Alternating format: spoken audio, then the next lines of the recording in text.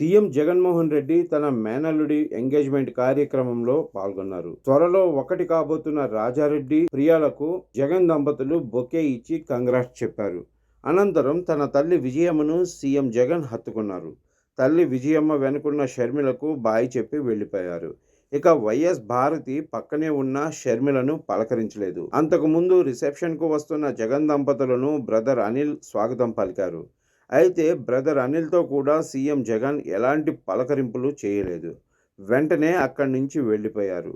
కాగా హైదరాబాద్ గండిపేట్ గోల్కొండ రిసార్ట్లో రాజారెడ్డి, ప్రియల ఎంగేజ్మెంట్ వైభవంగా జరిగింది. అతిరేక ప్రముఖులు హాజరై పెళ్లి చేసుకోబోతున్న కొత్త జంటకు విషెస్ చెప్పారు.